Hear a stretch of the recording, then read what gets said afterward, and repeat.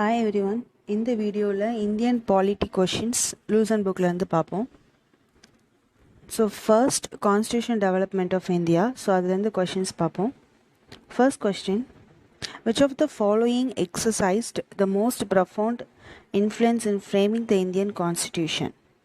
So Indian constitution frame பண்றதுல யார் வந்து most profound influence இருக்கு அப்படினு பாத்தீங்க அப்படினா Government of Indian Act 1935. Second one, the first attempt to introduce a representative and popular element in the Government of India was made through. So என்ன அப்படின்னா representative வந்து எந்த ஆக்ட் மூலமாக இன்ட்ரடியூஸ் பண்ணாங்க அப்படின்னு பார்த்தீங்க அப்படின்னா இந்தியன் கவுன்சில் ஆக்ட் 1861. ஸோ இந்த ஆக்ட் படி தான் என்ன பண்ணுவாங்க அப்படின்னா ரெப்ரசன்டேட்டிவ்ஸாக அப்பாயிண்ட் பண்ணுவாங்க. ஸோ ஒரு 3 பேரை வந்து அப்பாயிண்ட் பண்ணியிருப்பாங்க. Raja of Benares, Maharaja of Patiala and sir Dinkar ராயோ அப்படின்ட்டு. And third question, which of the following act introduced communal electorate in India?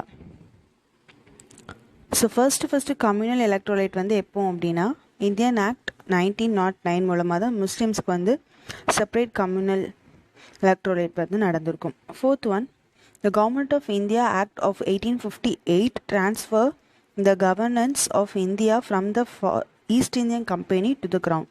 So இது வந்து கரெக்ட் தான். இந்த ஆக்ட் 1858 ஆக்ட் படி தான் ஈஸ்ட் இந்தியா கம்பெனிக்கிட்டேருந்து க்ரௌனுக்கு வந்து கவர்னன்ஸ் போயிருக்கும். ரீசன் ஏன் அப்படின்னா the East India Company was unwilling to administer India anymore. Unwilling அப்படின்ட்டுலாம் கிடையாது. ஸோ இதில் வந்து செகண்ட் ஒன் வந்து ராங். ஸோ ரைட் ஆப்ஷன் என்ன அப்படின்னு பார்த்தீங்க அப்படின்னா A is true but R is false. So option C தான் right answer. Next one, by virtue of which act Dayachi was introduced in India? So எந்த act மூலமாக தயார்ச்சி வந்து இன்ட்ரடியூஸ் பண்ணாங்க இந்தியாவில் அப்படின்னு பார்த்தீங்க அப்படின்னா government of India act 1990. So இந்த 2 கொஸ்டினுமே முக்கியம். தயார்ச்சி வந்து 1990 இன்ட்ரடியூஸ் பண்ணுவாங்க அண்ட் கம்யூனல் ரெப்ரசன்டேஷன் வந்து 1909 வந்து இன்ட்ரடியூஸ் பண்ணுவாங்க. Next one,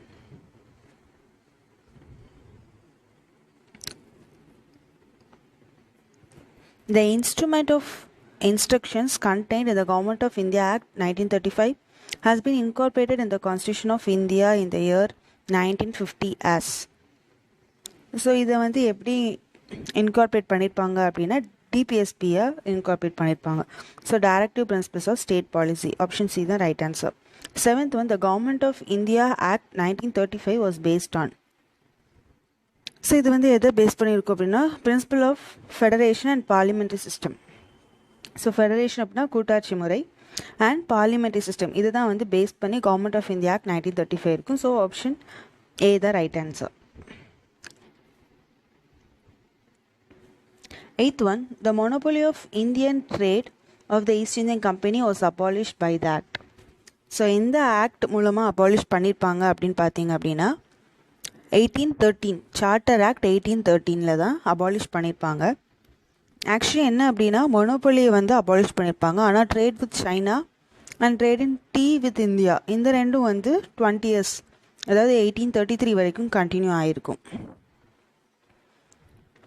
ninth one, consider the following acts. What is the correct chronological sequence of these acts? இதோட கரெக்ட் க்ரோனாலஜிக்கல் சீக்வன்ஸ் கேட்டிருக்காங்க. ஸோ ரெகுலேட்டிங் ஆக்ட்னு பார்த்தீங்க அப்படின்னா இது வந்து 1773 ஃபஸ்ட் ஆக்ட் தான் வந்திருக்கும். நெக்ஸ்ட் என்ன அப்படின்னா பிட்ஸ் ஆக்டு, இது எப்போ அப்படின்னா 1784. நெக்ஸ்ட் சார்ட்டர் ஆக்ட் எப்போ அப்படின்னா ஃபர்ஸ்ட் சார்ட்டர் ஆக்ட் வந்து 1813. நெக்ஸ்ட் இந்தியன் கவுன்சில் ஆக்ட் இது எப்போ அப்படின்னு பார்த்தீங்கன்னா 1861. ஸோ இதோட குரோனாலஜிக்கல் ஆர்டர் பார்த்தீங்கன்னா 1 2 3 4 தான். So option A is the right one. 10th one, consider the following statements. The objective of the Montagu Chelmsford reform of 1919. So இதோட objective என்ன அப்படின்னு கேட்காங்க. மாண்டாகு கிளெம்ஸ்ஃபோர்ட் ரிஃபார்ம்ஸோட அப்ஜெக்டிவ் என்ன அப்படின்னு கேட்காங்க. ஸோ ஃபர்ஸ்ட் என்ன சொல்லியிருக்காங்கன்னா to give power to the local government. So actually இது வந்து என்னென்னா சார்ட்டர் ஆக்ட் 1813 தான் to give power to the local government வந்து இன்க்ளூட் ஆகும். ஸோ ஃபர்ஸ்ட் ஒன் கிடையாது. Next one to establish dyarchy in the provinces. So நமக்கு already தெரியும் 1919 தான் டயாட்ரி அண்ட் ப்ரொவைன்சஸ் எஸ்டாப்ளிஷ் பண்ணாங்க அப்படின்ட்டு. ஸோ இது correct. Next one the extension of provincial government. So இதுவும் கரெக்ட் தான். ஸோ கரெக்ட் ஆன்சர் என்ன அப்படின்னு பார்த்தீங்கன்னா option C. 11th one, consider the following with reference to the provisions of Government of India Act 1935. Which of these were embodied in the Government of India Act 1935? So first என்ன சொல்லிருக்காங்க அப்படின்னா establishment of an all Indian federation. So இது correct தான். நம்ம India வந்து federation, so partially ஃபெடரேஷனாக இருக்கும், R வந்து quasi federal சொல்லுவாங்க. ஸோ இதில் வந்து என்னென்னா establishment of an all Indian federation. So இது correct. Next one provincial autonomy with a government responsible to an elected legislature. So second one correct da. Third one, redistribution of provinces and the creation of 2 new provinces. So idhum correct da. So answer enna appdin pathina 1, 2 and 3 da. Next one,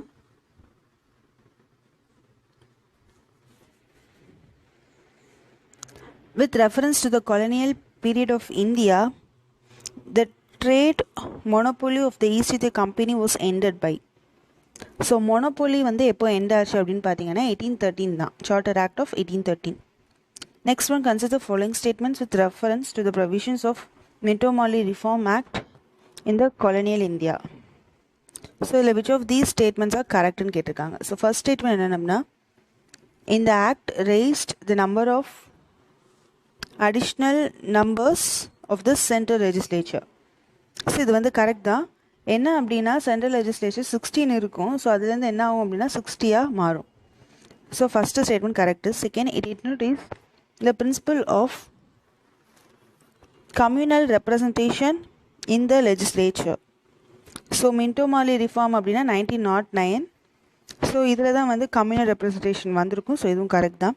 Third one, it empowered the legislature to discuss the budget and to move resolution on it. So இதுவும் correct தான். So இந்த இதில் தான் என்ன பண்ணுவாங்கன்னா budgets இந்த மாதிரி விஷயங்கள்லாம் டிஸ்கஸ் பண்ணுறதுக்கு இந்த மாதிரி விஷயங்கள்லாம் இந்த மின்டோ-மாலி ரிஃபார்ம் ஆக்டில் தான் வந்து நடக்கும். ஸோ ரைட் ஆப்ஷன் என்ன அப்படின்னு பார்த்தீங்கன்னா ஆப்ஷன் சி 1, 2 and 3 தான்.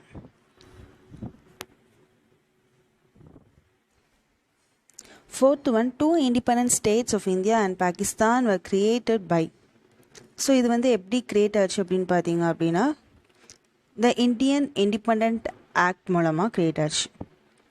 Next one, the government of India act 1919 was passed by the British parliament to introduce dyarchy in the provincial government. So இதில் வந்து ஃபர்ஸ்ட் ஸ்டேட்மெண்ட் கரெக்ட் தான். ஸோ 1919 ஆக்ட் படி தான் dyarchy வந்து ப்ரொவின்ஷியல் கவர்மெண்ட் ப்ரொவின்சஸில் introduce பண்ணியிருப்பாங்க. Reason என்ன சொல்லியிருக்காங்க அப்படின்னா Montagu Chelmsford reform committee has recommended the introduction of dyarchy in government அப்படின்னு சொல்லியிருப்பாங்க. ஸோ இதுவும் கரெக்ட் தான். ஸோ ரைட் ஆன்சர் என்ன அப்படின்னு பார்த்தீங்க அப்படின்னா both A and R are true and R is the right explanation.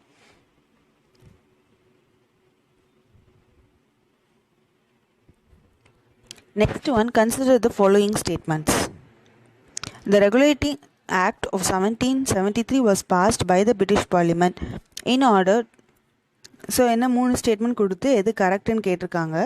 So first statement என்ன அப்படின்னா establish parliamentary control over the administration of the East India company territory in India.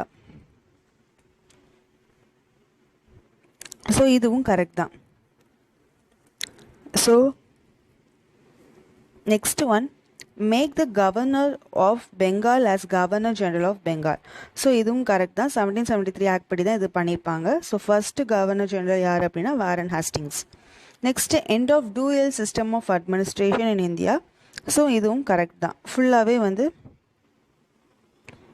Dual அட்மினிஸ்ட்ரேஷனை வந்து remove பண்ணிடுவாங்க. So option A தான் right answer. Next one,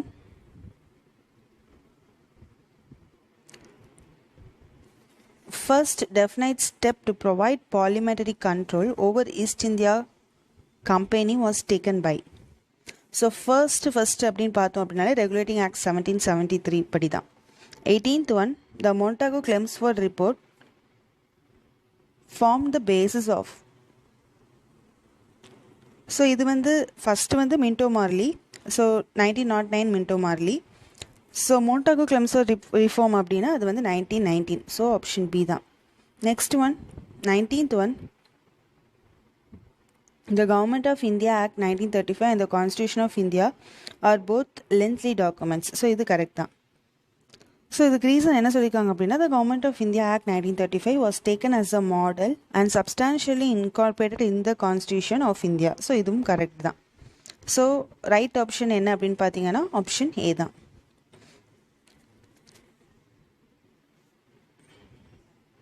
20th one, through which one of the following were commercial activities of the East India Company finally put to an end? So இங்கே என்ன கேட்டிருக்காங்க அப்படின்னா, எந்த act படி commercial activities எல்லாமே put to an எண்டுன்னு கேட்டிருக்காங்க. So அது என்ன அப்படின்னா, சார்ட்டர் ஆக்ட் ஆஃப் 1833. 1813 வந்து மொனோபோலி வந்து அதை மட்டும் அபாலிஷ் பண்ணுவாங்க. ஸோ 1833 தான் வந்து எல்லா கமர்ஷியல் ஆக்டிவிட்டீஸையுமே ஸ்டாப் பண்ணிடுவாங்க. Next one, which of the following vested the secretary of state for India with supreme control over the government of India? So இங்கே என்ன சொல்லியிருக்காங்க அப்படின்னா, செக்ரட்டரி ஆஃப் ஸ்டேட் வந்து என்ன பண்ணுறாங்க அப்படின்னா, supreme control over the government of India so அப்படி வந்து நியமிக்காங்க. ஸோ இது வந்து எந்த ஆக்ட் படி அப்படின்னு பார்த்தீங்க அப்படின்னா, கவர்மெண்ட் ஆஃப் இந்தியன் ஆக்ட் 1858 படி. ஸோ இந்த ஆக்ட் என்ன சொல்லுவாங்க அப்படின்னா, குட் கவர்மெண்ட் ஆஃப் இந்தியா அப்படின்னு சொல்லுவாங்க இந்த ஆக்டை. ஸோ இந்த ஆக்ட் படி என்ன ஆகும் அப்படின்னா, ஃபுல்லுமே வந்து ரூல் ஆஃப் க்ரௌனுக்கு போயிடும். ப்ளஸ் என்ன அப்படின்னா, கவர்னர் ஜென்ரல் நம்ம பார்த்தோம்ல, ஸோ அந்த கவர்னர் ஜென்ரலை வைஸ்ராய் அப்படின்னு சொல்லுவாங்க. இந்த வைஸ்ராய் வந்து யார் அப்படின்னா, கிட்டத்தட்ட க்ரௌனோட ஒரு ஆள் தான் அவர். Next 22, dyarchy was first introduced under. So dyarchy வந்து ஃபர்ஸ்ட் இன்ட்ரடியூஸ் அப்படின்னு பார்த்தோம் அப்படின்னா மாண்டிகோ-கிளெம்ஸ்ஃபோர்ட் ரிஃபார்ம்ஸ் தான். ஸோ ஆப்ஷன் பி தான் right answer. 23rd, which of the following was the main features of the Government of India Act? So Government of India Actோட main features என்ன அப்படின்னு கேட்டிருக்காங்க.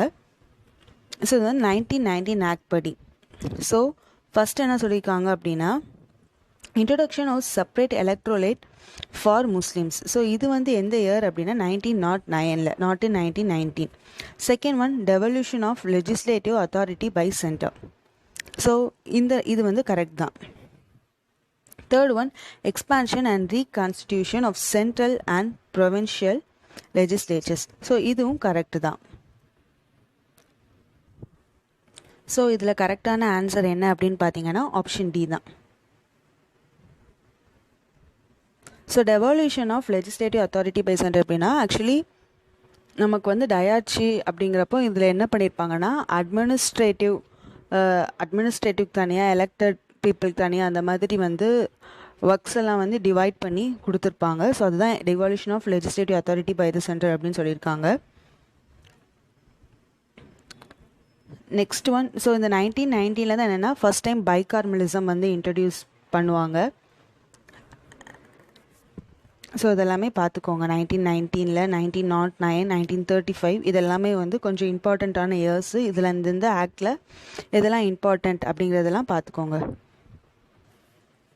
ஸோ இந்த expansion and reconstitutional of centre and provincial legislature அப்படின்னா, centre state relations அதெல்லாத்தையுமே வந்து அதிலெல்லாமே வந்து ரீகான்ஸ்டிடியூஷன் வந்து பண்ணுறாங்க. So next one, in the federation under the Act of 1935, residual powers were given to. So residual powers வந்து யாருக்கு போகுது அப்படின்னா வைஸ்ராய்க்கு போகும், அதாவது கவர்னர் ஜெனரலுக்கு போகும். 25th the Indian legislature was made bicameral for the first time by. So இது வந்து எந்த இயரில் அப்படின்னு பார்த்தீங்க அப்படின்னா the government of Indian act 1919 தான். ஸோ இந்த 1919 தான் என்ன ஆகும் அப்படின்னா 1909 செப்பரேட் எலக்ட்ரோலைட் வந்து முஸ்லீம்ஸ்க்கு இருக்கும். ஸோ 1919 வந்து சிக்ஸ்க்கும் அதை வந்து எக்ஸ்டெண்ட் பண்ணுவாங்க. Next 26th. ஸோ இது வந்து மேட்ச் த ஃபாலோயிங் தான். So Indian council act 1909. So இது வந்து என்ன அப்படின்னா Minto Morley reforms. So option 4 வரும். So next one government of India act 1919. இது வந்து Montagu Chelmsford reforms. Government act of 1935 வந்து Simon commission report and joint select committee recommendation. Option 2 வரும். Indian independence act 1947. இது வந்து Mountbatten plan. Option 1. So right ஆனது என்ன அப்படின்னா 4321 option B தான்.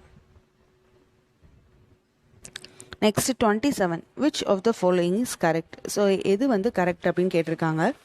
ஸோ இது என்ன சொல்லியிருக்காங்க ஃபர்ஸ்ட் அப்படின்னா Nehru report 1928 has advocated the inclusion of fundamental right in the Constitution of India அப்படின்னு சொல்லியிருக்காங்க. So first one is correct.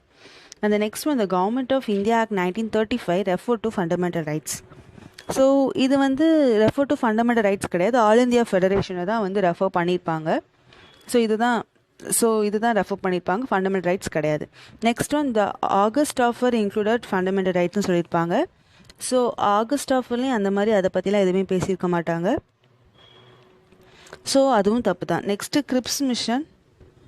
So grips mission வந்து என்ன சொல்லியிருப்பாங்க அப்படின்னா எக்ஸிக்யூட்டிவ் கவுன்சிலை வந்து எக்ஸ்பேண்ட் பண்ணணும், இந்த மாதிரி தான் பேசியிருப்பாங்க. ஸோ இதுலேயும் ஃபண்டமெண்டல் ரைட்ஸ் பற்றி ரெஃபர் பண்ணியிருக்க மாட்டாங்க. ஸோ ஆப்ஷன் ஏ தான் ரைட்டான ஆன்சர். ஸோ நேரு ரிப்போர்ட்டில் தான் வந்து இன்க்ளூஷன் ஆஃப் ஃபண்டமெண்டல் ரைட்ஸை வந்து பற்றி பேசியிருப்பாங்க. And 28th one, which of the following act was described by Jawaharlal Nehru as Charter of Slavery? So எதை சொல்கிறாங்க அப்படின்னா கவர்மெண்ட் ஆஃப் இந்தியா ஆக்ட் 1935 தான் நேரு வந்து அப்படி சொல்லியிருப்பார். Next one, in which year did the parliament adopt Indian constitution. எந்த year adopt பண்ணாங்க அப்படின்னா 1915 தான். Which act introduce dyarchy at the centre. So dyarchy அப்படின்னாலே 1919 தான். ஸோ இது வந்து உங்களுக்கு மறக்காதுன்னு நினைக்க, ஒரு வேளை மறந்தால் கூட டயாச்சே அப்படின்னா வந்து ரெண்டு ரூலிங் கிட்டத்தட்ட இருக்கும், அந்த மாதிரி தான் மீனிங் வரும். ஸோ 1919 டபுள் டைம் வந்து ரிப்பீட் ஆகிருக்கும். இப்போ உங்களுக்கு மறக்கிற மாதிரி இருந்தால் அதை மாதிரி ஞாபகம் வச்சுக்கோங்க. 31st one, which was not a member of cabinet minister. So cabinet மினிஸ்டரில் யார் மெம்பர் கிடையாதுன்னு கேட்டிருக்காங்க, ஜான் சைமன் தான். ஸோ யாரெல்லாம் மெம்பர்னு பார்த்து வச்சுக்கோங்க, ஸ்டஃபோர்ட் grips, பேத்திக் Lawrence, AV Alexander. So 3 பேருமே வந்து members. 32. Which of the following was the biggest source for the Constitution of India? So இதுக்கு பிக்கஸ்ட் சோர்ஸ் என்ன அப்படின்னு பார்த்தீங்க அப்படின்னா கவர்மெண்ட் ஆஃப் இந்தியா ஆக்ட் 1935 தான். ஸோ ஆப்ஷன் பி தான் right answer. Next one 33. The Constitution of India came into force on.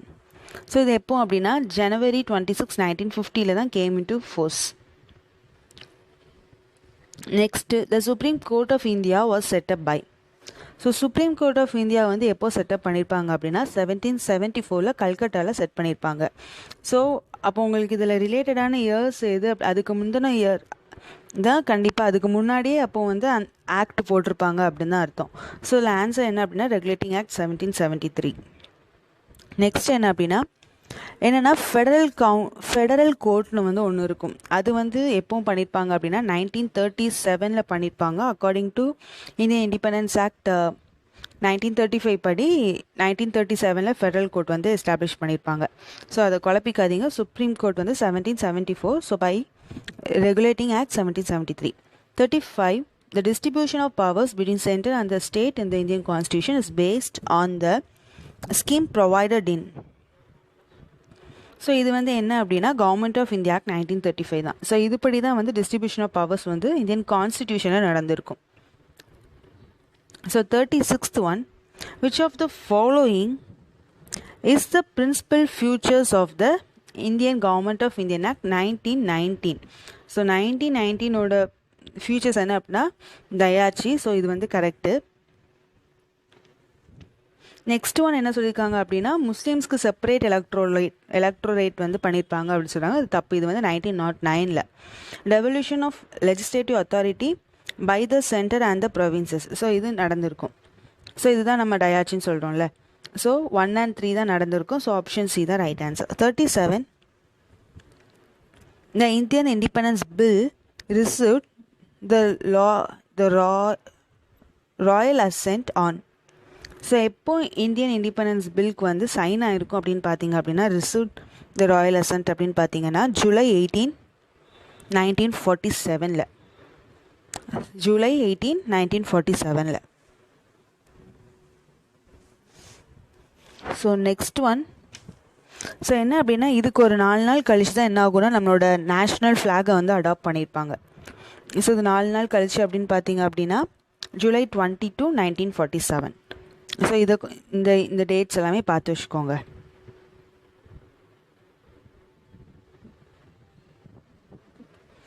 Next topic என்ன அப்படின்னு பார்த்தீங்கன்னா கான்ஸ்டிடியூயன்ட் அசம்பிளி. ஸோ இந்த டிராஃப்டிங் கமிட்டி இந்த மாதிரி நிறைய கமிட்டிஸ்லாம் இருப்பாங்க. ஸோ இவங்கெல்லாம் எப்படி வந்து கான்ஸ்டிடியூஷனை வந்து ஃப்ரேம் பண்ணாங்க, இந்த அசம்பிளி வந்து எத்தனை இயர்ஸ் வந்து நடந்துச்சு, எத்தனை டேஸ் நடந்துச்சு, இந்த மாதிரி தான் கொஷின்ஸ் இதில் பார்ப்போம். So the first question, who was the chairman of the Union Power Committee of Constituent Assembly of India? So இந்தியாவோட கான்ஸ்டியூஷன் அசம்பிளிக்கு யூனியன் பவர் கமிட்டியோட சேர்மேன் யாருன்னு கேட்டிருக்காங்க. ஸோ யார் அப்படின்னா பண்டிட் ஜவஹர்லால் நேரு. ஆப்ஷன் டி தான். So union power committee or union constitution committee இதோட chairman யார் அப்படின்னு கேட்காங்க அப்படின்னா ஜவஹர்லால் நேரு தான். ரெண்டுன்னா union power committee plus union constitution committee, இந்த ரெண்டுக்குமே ஜவஹர்லால் நேரு. ஸோ இப்போ சர்தார் வல்லபாய் பட்டேல் வந்து எதுக்கு வந்து சேர்மனாக இருக்கார் அப்படின்னு பார்த்தீங்கன்னா chairman of provincial constitution committee and chairman of minorities, chairman of tribals and extended areas, and then chairman of fundamental rights. So இது எல்லாத்துக்குமே யார் அப்படின்னா வல்லபாய் பட்டேல் தான் சேர்மனாக இருக்கார். Next one, sir Alladi Krishnaswamy Iyer. So இவர் வந்து என்னென்னா ஒரு மெம்பர் தான். ஸோ அண்ட் தென் அம்பேத்கர் வந்து என்ன அப்படின்னா டிராஃப்டிங் கமிட்டியோட chairman. And second one, what was the basis for constituting the Constituent Assembly of India? So Constitution Assembly of India base ஆனது என்ன அப்படின்னு கேட்டிருக்காங்க. அது என்ன அப்படின்னா கேபினட் மிஷன் பிளான் 1946. ஸோ இதுதான் வந்து அதுக்கு base. Third one, the Constitution of India was adopted on. So adopted அப்படின்னு பார்த்தீங்க அப்படின்னா 26th November 1949.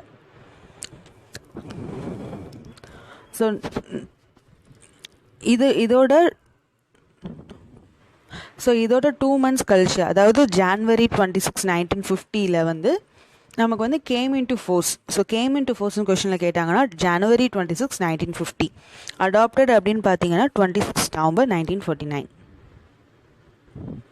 Next one, who presided over the first meeting of the Indian constituent assembly. So Indian constituent அசம்பிளியோட first மீட்டிங்கை யார் preside பண்ணன்னு கேட்டிருக்காங்க. இது யாருன்னா சச்சின் ஆனந்த சிங்கா. இவர் தான் வந்து ஃபர்ஸ்ட்டு ப்ரிசைட் பண்ணியிருப்பார். நெக்ஸ்ட் இவர் தான் வந்து எல்டஸ்ட் பர்சனாக இருப்பார். ஸோ இவரை வந்து ஒரு டெம்பரரி லீடராக வந்து வச்சுருவாங்க. அண்ட் நெக்ஸ்ட் டே, ஸோ இந்த ஃபர்ஸ்ட் மீட்டிங் என்னைக்கு ஹெல்ட் ஆயிருக்கு அப்படிங்கிற கொஸ்டின் வந்து கண்டிப்பாக வந்து ஒரு இம்பார்ட்டண்ட்டான கொஸ்டின். ஸோ ஃபர்ஸ்ட் மீட்டிங் எப்போ ஹெல்ட் ஆச்சு அப்படின்னு பார்த்தீங்கன்னா December 9, 1946.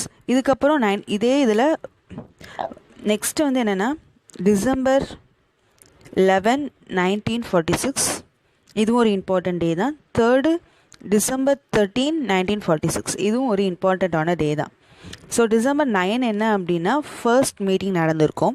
அண்ட் December 11, 1946 என்ன நடந்திருக்கும் அப்படின்னா டாக்டர் ராஜேந்திர பிரசாத் வந்து எலெக்டட் பிரசிடெண்ட்டாக இந்த கான்ஸ்டியூஷன் அசம்பிளியை ப்ரிசைட் பண்ணுவார்.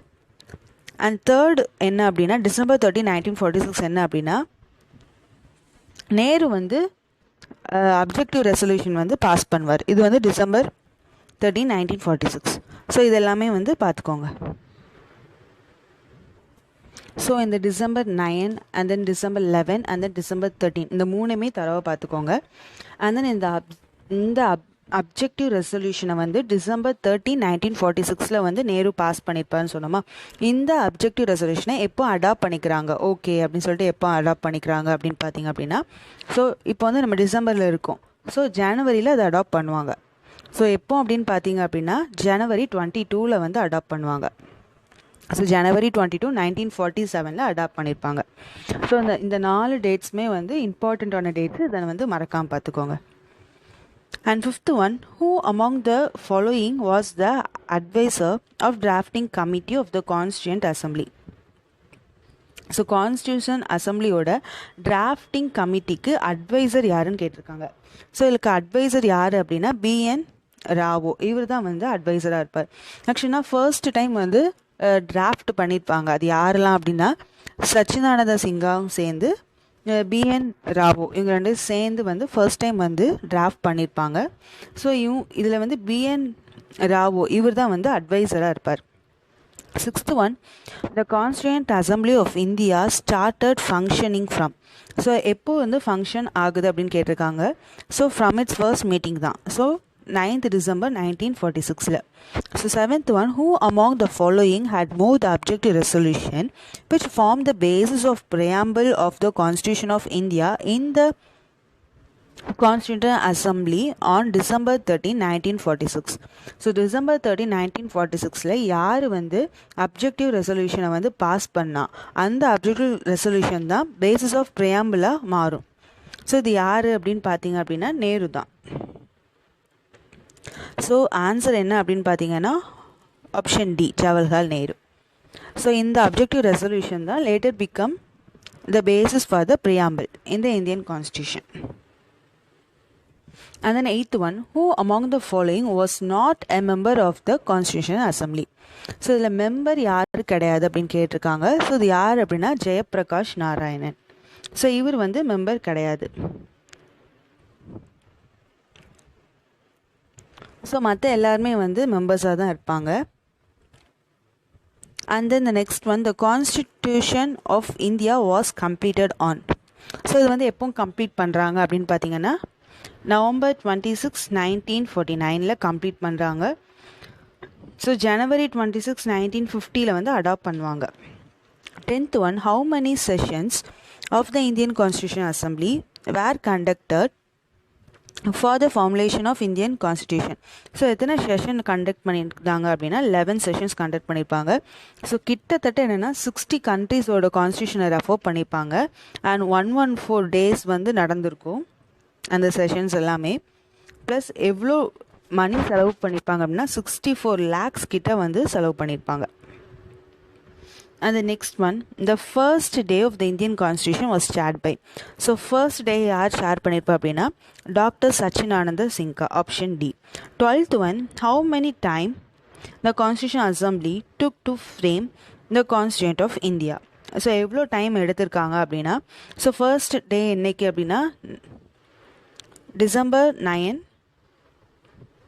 1946. ஸோ எண்ட் ஆனது எப்போ அப்படின்னா 26 November 1949. ஸோ என்னென்னா கிட்டத்தட்ட 2 years and 11 months, 3 yearsக்கு வந்து 12 days மட்டும் தான் கம்மி. ஸோ ஆன்சர் என்ன அப்படின்னா ஆப்ஷன் பி தான், 2 years 11 months and 18 days. ஒருவேளை உங்களுக்கு இது மறந்து போனால் கூட 3 yearக்கு 1 month தான் கம்மி ஞாபகம் வச்சுக்கோங்க. ஆர் 1946லேருந்து 1949னா 3 years கிட்டத்தட்ட. ஸோ 3 years தான். ஸோ இதில் டிசம்பர் டு நவம்பருங்கனால நமக்கு வந்து ஒரு 12 days வந்து அதுக்கு முன்னாடியே முடிச்சிருப்பாங்க. ஸோ இது ஒருவேளை உங்களுக்கு மறந்தால் கூட 3 yearsக்கு 1 month கம்மி ஞாபகம் வச்சுக்கோங்க. ஸோ கண்டிப்பாக இது வந்து ஆன்சர் கரெக்டாக பண்ணிடலாம். 13th one, the Constituent Assembly set up a drafting committee under the chairmanship of Dr. B.R. Ambedkar on. So என்ன சொல்லியிருக்காங்க அப்படின்னா டாக்டர் B.R. அம்பேத்கர் கீழே டிராஃப்டிங் கமிட்டி வந்து எப்போ செட்டப் பண்ணாங்க அப்படின்னு கேட்டிருக்காங்க. ஸோ டிராஃப்டிங் கமிட்டி எப்போ செட் பண்ணாங்க அப்படின்னா 29th August 1947.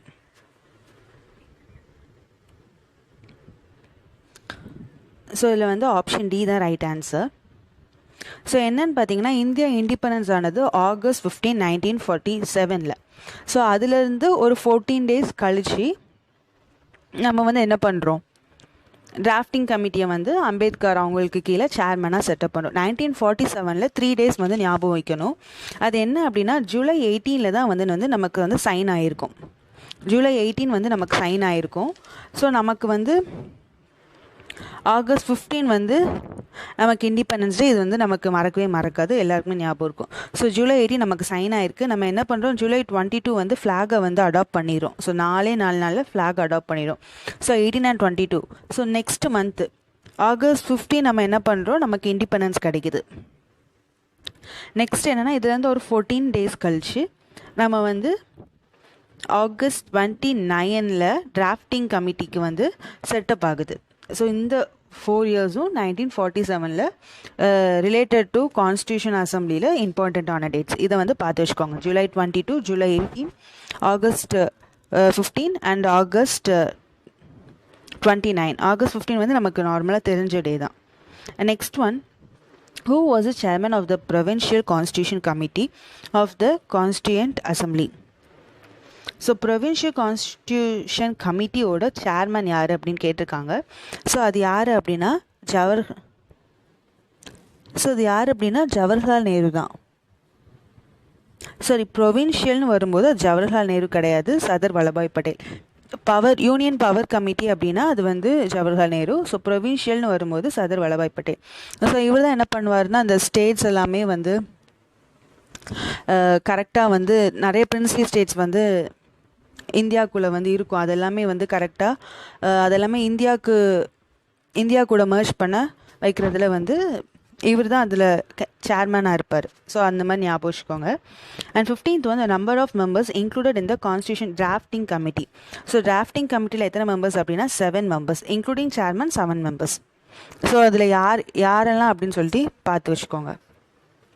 ஸோ அதுலேருந்து கூட கொஷின்ஸ் கேட்கலாம், இதில் யார் வந்து டிராஃப்டிங் கமிட்டி மெம்பர் இல்லை அப்படின்ட்டு. And 16th one, the first session of the Constitution Assembly was held on. First session எப்போ அப்படின்னா December 9, 1946 தான். ஸோ ஆப்ஷன் பி தான் right answer. And the next one, who proposed the preamble before the drafting committee of the Constitution? So யார் propose பண்ணா அப்படின்னா ஜவஹர்லால் நேரு தான். Options A.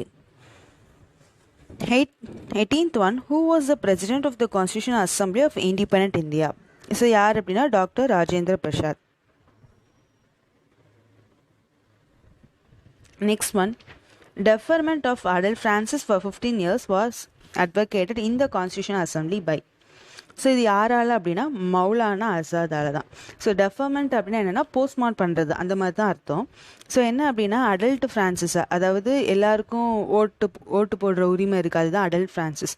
So அந்த ஓட்டு உரிமையை வந்து ஒரு 15 yearsக்கு வந்து நம்ம போஸ்ட்மார்ட் பண்ணி வைக்கலாம் அப்படின்னு சொல்லிட்டு அட்வொகேட் பண்ணது யார் அப்படின்னா மௌலானா ஆசாத். அவர் எதனால் பண்ணியிருப்பார்னா, இன்னும் பாவர்ட்டி தான் இருக்குது, இந்தியா வந்து அன்டெவலப்டாக இருக்குது, ஸோ இல்லிட்ரேட் பீப்புள் நிறைய பேர் இருக்காங்க, ஸோ அந்த மாதிரி ரீசன்ஸ்லாம் சொல்லி, ஸோ அதனால் நம்ம கொஞ்சம் போஸ்ட்பான் பண்ணி வைப்போம், கொஞ்சம் கண்ட்ரி டெவலப் ஆகட்டும் அதுக்கப்புறம் அப்படிங்கிற மாதிரி சொல்வார்.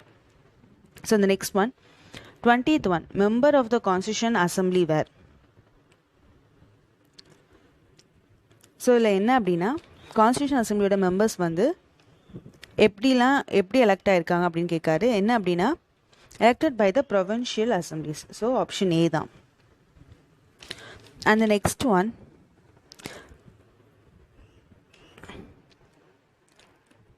who among the following was the chairperson of the drafting committee? So drafting committee chairperson yaar appadina Dr. B.R. Ambedkar. And 22, during which of the following period did the Constitutional Assembly deliberate upon and finalize the Constitution of India?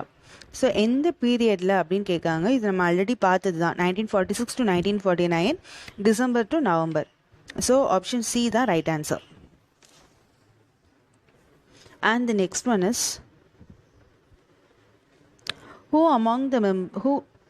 how many members were initially there in the Constitutional Assembly of India.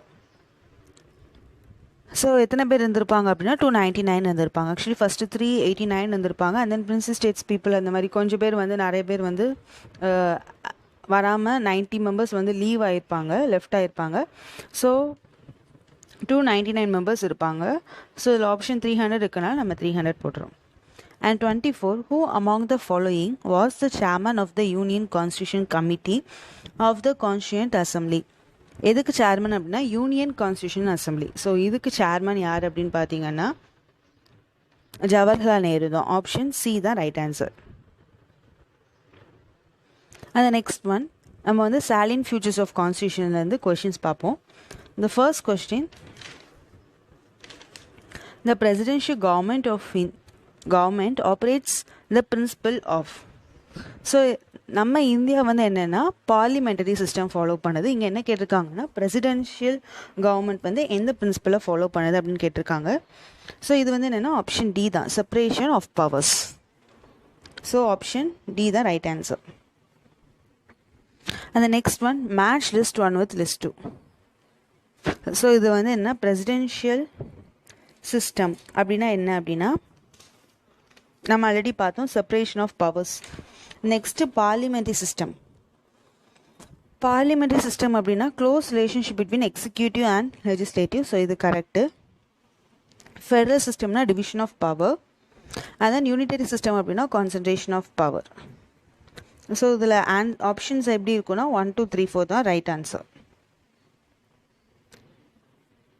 Third one, which of the countries have an unwritten constitution? எந்த கண்ட்ரீஸில் unwritten constitution இருக்குது? So 3 கண்ட்ரீஸில் வந்து unwritten constitution இருக்கும். என்னெல்லாம் அப்படின்னா UK, New Zealand and Israel. So UK தான் இதில் ஆப்ஷன் இருக்குது. So option B right answer. Fourth one, the basic features of the Indian constitution which were not amendable under article 368. So பேசிக்கான features of Indian constitution which were not amendable அப்படின்னா so option D தான். Option ஏபிசியில் எல்லாமே பிச்சு கொடுத்துருப்பாங்க. So option D தான் right answer. Sovereignty, territorial integrity, federal system, judicial review and parliamentary system. இது எல்லாமே வந்து நம்மளால் வந்து அமெண்ட் பண்ண முடியாது. And fifth one, the unitary system of government possesses which of the following advantages? So இதில் என்ன அட்வான்டேஜ் இருக்குது அப்படின்னு கேட்டிருக்காங்க. இது என்ன அப்படின்னா ஸ்ட்ராங்கான ஸ்டேட். ஸோ ஆப்ஷன் பி தான் ரைட் ஆன்சர். ஸோ இதில் இன்னும் என்னென்ன அட்வான்டேஜஸ் இருக்குது அப்படின்னா ஸ்ட்ராங் ஸ்டேட், அண்ட் தென் வந்து ஸ்ட்ராங்கான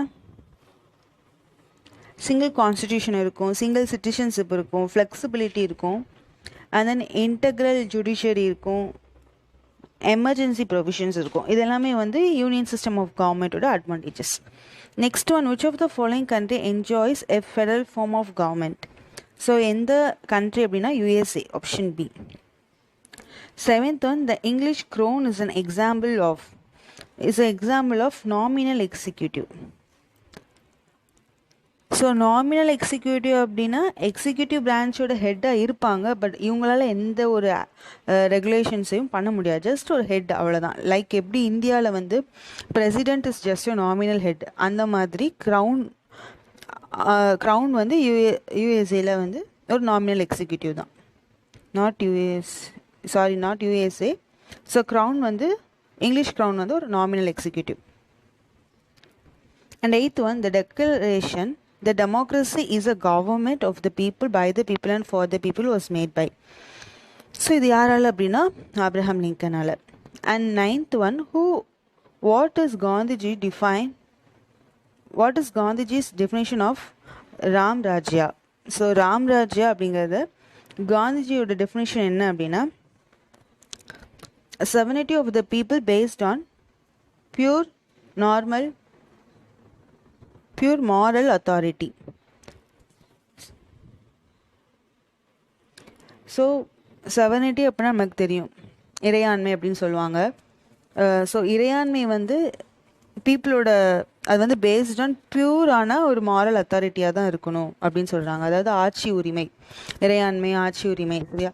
so and 10th one, the most essential feature of the parliamentary form of government is. So ரொம்ப ரொம்ப எசென்ஷியல் ஃபியூச்சர் என்ன அப்படின்னு கேட்டிருக்காங்க. அது என்ன அப்படின்னா independent judiciary. So option D தான் right answer.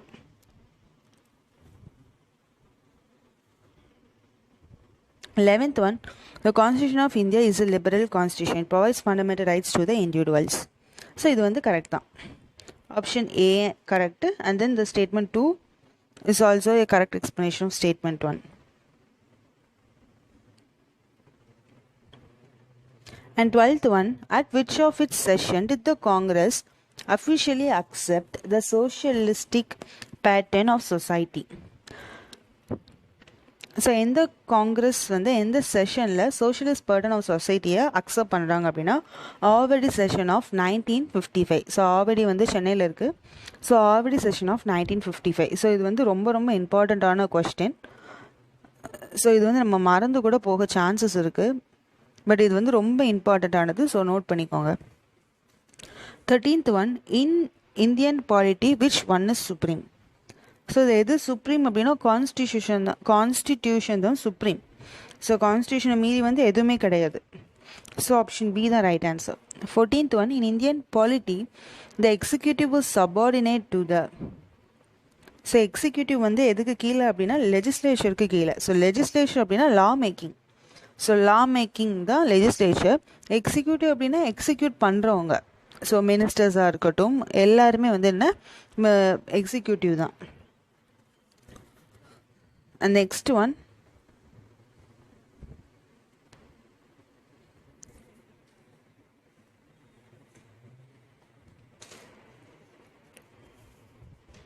and 15th one, which of the following statement about the federal system in India is correct?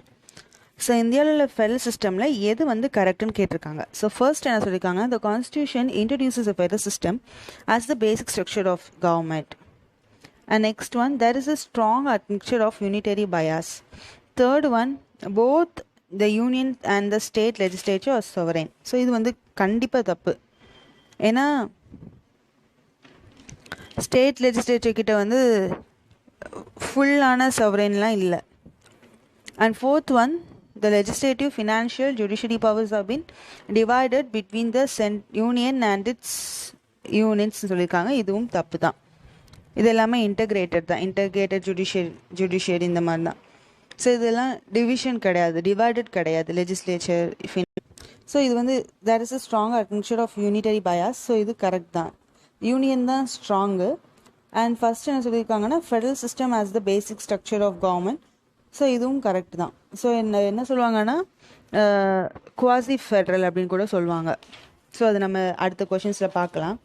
And 16th one, who among the following gave the following statement about the Indian Constitution? Indian Constitution strikes a good balance between extreme rigidity and too much flexibility.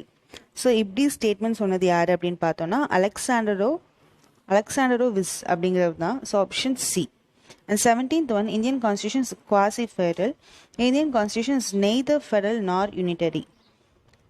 So இதுக்கு right answer என்ன அப்படின்னு பார்த்தீங்க அப்படின்னா A is true but R is false. So quasi-federal அப்படின்னா எப்படி சொல்லலாம்னா powers divided between state and union வந்து R not equal. So ஈக்குவலாக பவர்ஸ் வந்து டிவைட் ஆகிருக்காது. அதனால தான் வந்து இந்தியன் கான்ஸ்டியூஷன் குவாசி ஃபெடரல்னு சொல்கிறாங்க. ஸோ இது கரெக்ட் தான். ஸோ செகண்ட் ஏன் நம்ம வந்து தப்புன்னு சொல்கிறோம் அப்படின்னா Indian constitution is both federal as well as unitary தான். So either federal or unitary அப்படி தான். நெய்தர் ஃபெடரல் நார் யூனிட்டரி கிடையாது. ஸோ அந்த 18th one, which of the following official document is rated with India? So இது அப்படின்னா white paper. And 19th one, which of the following is a basic feature of the presidential government? So presidential government-ஓட basic feature என்ன அப்படின்னு கேட்டிருக்காங்க. So options என்னன்னா rigid constitution, single executive, supremacy of the legislature, residual powers of the state. So இது என்ன அப்படின்னா single executive. இதுதான் வந்து பிரசிடென்ஷியல் கவர்மெண்ட்டோட basic feature. And next one, the cardinal feature of political system in India are. So இது என்ன அப்படின்னா first cardinal அப்படின்னா மோஸ்ட் இம்பார்ட்டண்ட் அந்த மாதிரி. ஸோ இது என்ன அப்படின்னா it is a democratic republic, இது correct. It has a parliamentary form of government, it is correct. அந்த supreme power vest in the people of India, இதுவும் correct. And then it provides a unified authority, இதுவும் correct தான். So answer option D. And 21, where was the concept of written constitution first born? So இந்த written constitution அப்படிங்கிற concept வந்து first எங்கே அப்படின்னா யூஎஸ்ஏல தான் ஸ்டார்ட் ஆகும். ஸோ ஆப்ஷன் பி தான் right answer. And 22, where was the first parliamentary system form of government form? அது எங்கன்னா பிரிட்டனில் ஃபார்ம் ஆயிருக்கும். And then who called Indian federalism as a cooperative federalism? அது யார் அப்படின்னா ஜி ஆஸ்டின். ஸோ இதுவும் ஒரு இம்பார்ட்டண்ட்டான கொஷின் தான். ஸோ என்னென்னா கோஆப்ரேட்டிவ் சி, ஸோ இது ஜி, ஸோ அப்படி ஞாபகம் வச்சுக்கோங்க. ஸோ கோஆப்ரேட்டிவ் ஃபெடரலிசம் அப்படின்னு சொன்னது யார் அப்படின்னா G Austin. And next one, the constitution of India is? So the constitution of India என்ன அப்படின்னா partly rigid and partly flexible. So option D தான் right answer. And the next one, sources of constitution. So இதை பற்றி பார்ப்போம். எந்தெந்த கண்ட்ரீஸில் இருந்தெல்லாம் நம்மளோட கான்ஸ்டியூஷனில் ஒவ்வொரு விஷயத்தையும் அடாப்ட் பண்ணியிருப்பாங்க. சின்ன சின்ன விஷயமா ஒவ்வொரு விஷயத்தையும் அடாப்ட் பண்ணியிருப்பாங்க. ஃபார் எக்ஸாம்பிள் யூஎஸ்ஏலேருந்து நிறைய அடாப்ட் பண்ணியிருப்பாங்க, கனடா, அயர்லாண்டு. ஸோ இந்த மாதிரி ஒவ்வொரு கண்ட்ரீஸ் வந்து அடாப்ட் பண்ணியிருப்பாங்க. ஸோ இது எல்லாமே பார்த்துக்கோங்க. இதுவும் ரொம்ப ரொம்ப இம்பார்ட்டண்ட்டான ஒரு டாபிக். ஸோ ஃபர்ஸ்ட் என்னென்னா the concept of judicial review in our constitution has been taken from the constitution of. So judicial review வந்து யூஎஸ்ஏலேருந்து எடுத்திருப்பாங்க. ஸோ யூஎஸ்ஏலேருந்து கிட்டத்தட்ட வந்து நிறைய விஷயங்கள் வந்து நிறைய இம்பார்ட்டண்ட்டான விஷயங்கள் எல்லாமே யூஎஸ்ஏலேருந்து எடுத்திருப்பாங்க. ஸோ அதை கண்டிப்பாக பார்த்துக்கோங்க. So like removal of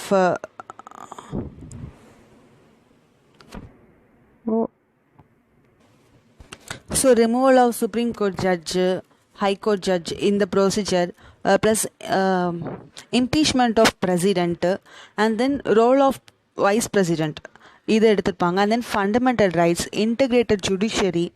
so இது எல்லாமே வந்து அடாப்டட் ஃப்ரம் யூஎஸ்ஏ கவர்மெண்ட் கிட்டேருந்து தான் வந்து அடாப்ட் பண்ணியிருப்பாங்க. ஸோ ப்ரியாம்பிள், ஸோ இது எல்லாமே வந்து யூஎஸ்ஏ கவர்மெண்ட் தான். And the next one, the Constitution of India borrowed the scheme of Indian Federation. So Federation வந்து என்னன்னா Canada. So option B. Third one, the federal system with a strong center has been borrowed by the Indian Constitution from. So federal system with strong center வந்து கனடாலேருந்து adapt பண்ணிப்பாங்க. So option B the right answer. Fourth one, the idea of including emergency provision in the Constitution of India has been borrowed from. So emergency provision அப்படின்னா Germany. So answer என்ன Weimar Constitution of Germany, option B. So DPSP அதாவது direct principle of state policy, அது வந்து எங்க அப்படின்னா அயர்லாண்ட்ல இருந்து. And fifth one, the office of Lokpal and Lok Ayukta in India is based on which one of the following? இது வந்து என்ன Scandinavia தான். So option B, ombudsman in Scandinavia. And sixth one, match list 1 with list 2. So என்னென்னா direct principles. ஸோ இது வந்து எங்கே அப்படின்னு பார்த்தோன்னா அயர்லாண்ட். அதாவது பார்த்தீங்கன்னா இந்த வேர்ட்லேயே இருக்கும் IREன்னு. ஸோ அயர்லாண்ட் ஞாபகம் வச்சுக்கோங்க. And then emergency power of the president Germany. Union state relations வந்து Canada. And then amendment of the constitution வந்து சவுத் ஆஃப்ரிக்கா. ஸோ இதில் வந்து 1 2 3 4 தான். ஸோ கரெக்டாக எல்லாமே மேட்ச் ஆகிருக்கு. And then seventh one, Indian Constitution has taken out certain features of the constitutions of other countries. Which country has contributed to the framing of directive principles of state policy? Then அப்படின்னா Ireland. And the next one, which of the following was the biggest source for the Constitution of India? So biggest source என்ன அப்படின்னா Government of India Act 1935 தான். And ninth one, match list 1 with list 2. So India as a union of states with greater power to the union. So இது வந்து எங்கே அப்படின்னா from Canada, அதாவது federal government with a state strong center அப்படின்னு பார்த்தோம்ல, so அது வந்து Canada. And then fundamental rights USA, directive principles of state policy Ireland, and then concurrent list, so concurrent list வந்து ஆஸ்திரேலியா. ஸோ amending அது வந்து from South Africa.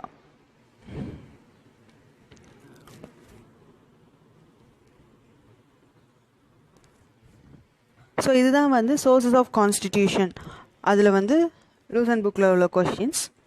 So இன்னும் remaining நிறையா questions எல்லாமே இருக்குது, ப்ரீஎம்எல், ஃபண்டமெண்டல் ரைட்ஸ். ஸோ இதெல்லாமே வர்ற வீடியோஸில் நம்ம பார்க்கலாம், அப்கமிங் வீடியோஸில் கண்டிப்பாக பார்க்கலாம். அண்ட் இந்த வீடியோ உங்களுக்கு யூஸ்ஃபுல்லாக இருந்துச்சுன்னா கமெண்ட் பண்ணுங்கள், ஷேர் பண்ணுங்கள், லைக் பண்ணுங்கள். அண்ட் ஏதாவது டவுட்ஸ் இருந்தால் கமெண்ட்ஸ் பண்ணுங்கள். ஸோ தேங்க்யூ ஃபார் வாட்சிங்.